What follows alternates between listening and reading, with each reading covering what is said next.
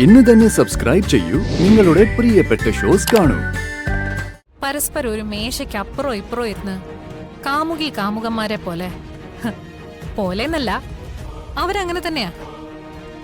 അത് ഏറ്റവും കൂടുതൽ അറിയാവുന്നത് അർച്ചനയ്ക്കല്ലേ?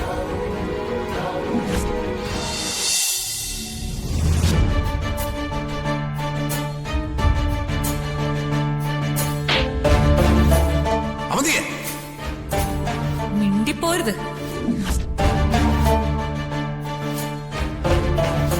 എന്നെ ഉപേക്ഷിച്ചിട്ട് ഇവളുടെ കൂടെ ഒരു ജീവിതം, അത് നിങ്ങൾ ഈ ജന്മത്തെ പ്രതീക്ഷിക്കണ്ട. നന്ദേട്ടൻ രണ്ടും കൽപ്പിച്ചു തന്നെയാ. മനസ്സുകൊണ്ട് എന്നെ ഉപേക്ഷിക്കാൻ നന്ദേട്ടൻ തീരുമാനിച്ചു കഴിഞ്ഞു. അതുകൊണ്ടാ പരസ്യമായി അവളുടെ ബർത്ത്ഡേ ആഘോഷിക്കാൻ തീരുമാനിച്ചത്.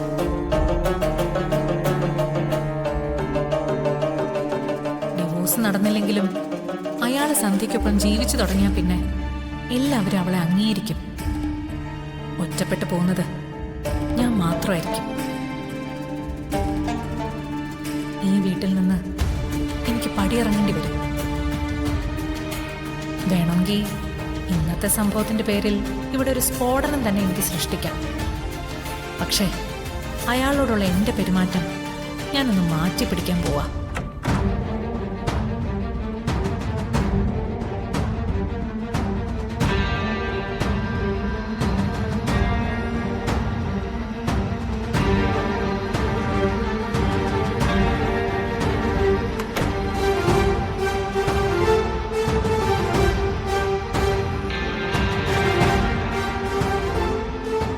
ഫുഡ് കഴിച്ചോ? ഇല്ലെങ്കിൽ ഞാൻ എടുത്തു വെക്കാം. വേണ്ട, എനിക്ക് നിന്നോട് കുറച്ച് സംസാരിക്കാനുണ്ട്. എനിക്ക് നല്ല ക്ഷീണമുണ്ട്.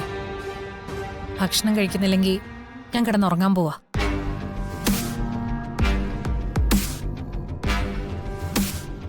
ഇവളെന്താ എന്നോട് വഴക്കിടാത്തത്? എന്നെ സന്ധ്യയും കൂടി ആ കോഫി ഷോപ്പിൽ വെച്ച് കണ്ടിട്ടും അതിനെക്കുറിച്ചൊന്നും ചോദിക്കാത്തെന്താ? ഇവളെന്തോ മനസ്സിൽ കണ്ടിട്ടുണ്ട്. പാമ്പിനെ പോലെ പത്തി താഴ്ത്തിയിരിക്കുന്നത് അവസരം വരുമ്പോൾ വിഷം ചീറ്റാനായിരിക്കും.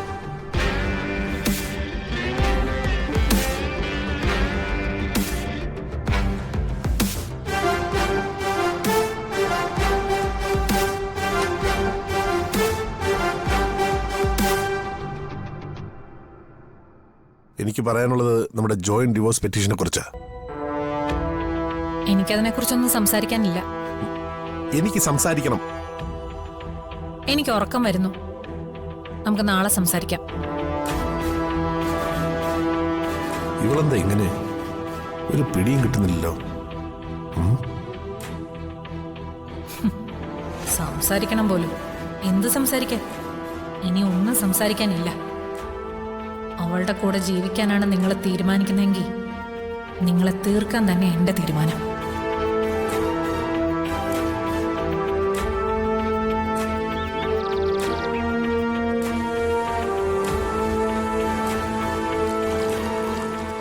രാത്രി പിന്നെ വഴക്കൊന്നും കേട്ടില്ല. ഇനി രണ്ടുപേരും കൂടി കോംപ്രമൈസ് ആയതാണോ? അവധിയെടുത്തിയുടെ സ്വഭാവം അനുസരിച്ച് അങ്ങനെ വിശ്വസിക്കാൻ വയ്യ. ഇപ്പോഴത്തെ നിശബ്ദത ഒരു വലിയ പൊട്ടിത്തെറിക്ക് മുമ്പുള്ള ശാന്തത മാത്രമാണെന്നാണ് എനിക്ക് തോന്നുന്നത്.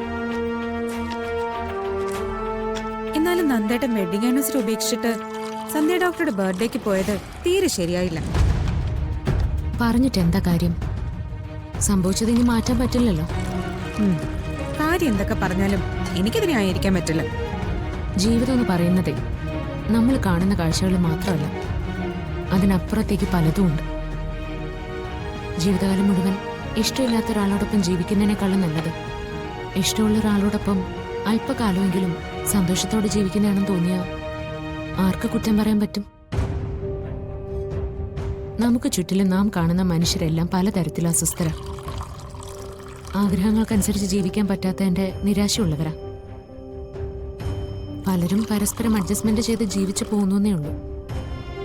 എന്നാലും നന്ദേട്ടന്റെയും അവന്തികേട്ടത്തിന്റെയും ജീവിതം ഒരു വല്ലാത്ത അഡ്ജസ്റ്റ്മെന്റ് ആയിപ്പോയി.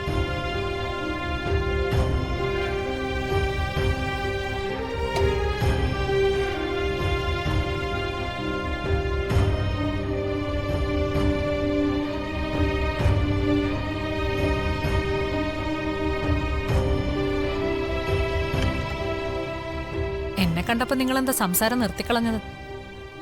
ഞാൻ കേൾക്കാൻ പാടില്ലാത്ത എന്തെങ്കിലും ആയിരുന്നോ, അതോ എന്നെ കുറിച്ച് തന്നെ ആയിരുന്നോ പറഞ്ഞത്? അങ്ങനെ കേൾക്കാൻ പാടില്ലാത്ത ഒന്നുമില്ല. ഇന്നലത്തെ കാര്യത്തെക്കുറിച്ച് തന്നെ സംസാരിച്ചോണ്ടിരുന്നത്. ഇന്നലത്തെ കാര്യമല്ലേ, അത് കഴിഞ്ഞു പോയില്ലേ. ഇനി നമുക്ക് ഇന്നത്തെ കാര്യം നോക്കിയാ പോരെ?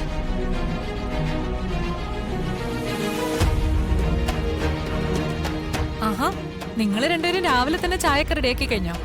അതിരെ, നന്ദേട്ടനൊരു ചായ എടുത്തേ, ഞാൻ കൊണ്ടു കൊടുത്തോളാം. നിങ്ങൾ രണ്ടുപേരും എന്താ ഇങ്ങനെ പരസ്പരം അന്തം വിട്ട് നോക്കുന്ന?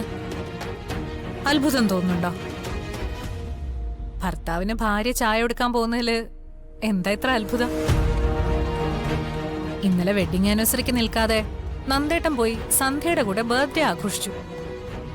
ഒരു റെസ്റ്റോറന്റിൽ അവര് രണ്ടുപേരും കൂടി ഒരു കേക്കൊക്കെ സെറ്റ് ചെയ്ത് പരസ്പരം ഒരു മേശയ്ക്ക് അപ്പുറം ഇപ്പുറം ഇരുന്ന് കാമുകി കാമുകന്മാരെ പോലെ. പോലെന്നല്ല, അവരങ്ങനെ തന്നെയാ.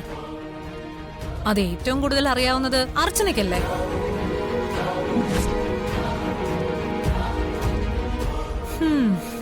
നീ ഞെട്ടണ്ട. അവര് തമ്മി കണ്ടുമുട്ടിയ ആ റെസ്റ്റോറന്റില് ഞാനും ഉണ്ടായിരുന്നു.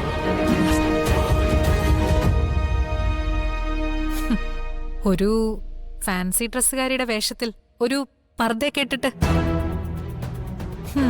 അവരെന്നെ തിരിച്ചറിയാതിരിക്കാൻ വേണ്ടി ചെയ്തതാ.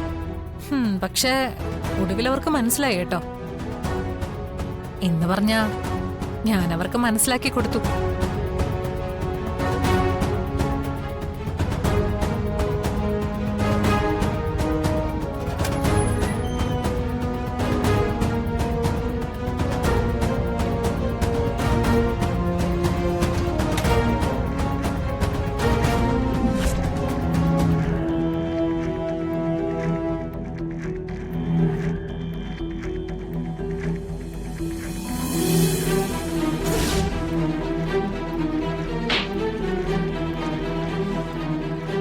കാമുകിയായിട്ട് ബർത്ത്ഡേ ആഘോഷിക്കുന്ന റെസ്റ്റോറന്റിൽ ഭാര്യയുമായിട്ടൊരു കണ്ടുമുട്ടൽ.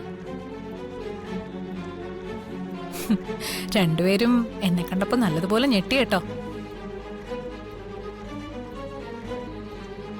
എന്റെ സ്ഥാനത്ത് സന്ധ്യ വരുന്ന നിങ്ങൾക്ക് ഇഷ്ടം എനിക്കറിയാം. പക്ഷെ എന്ത് ചെയ്യാ, അങ്ങനെ തൂറ്റുകൊടുത്ത് എനിക്ക് ശീലമില്ലല്ലോ. അയാളുടെ വെപ്പാട്ടിമാരുടെ എണ്ണം എടുക്കാൻ ഞാൻ ഉദ്ദേശിക്കുന്നില്ല.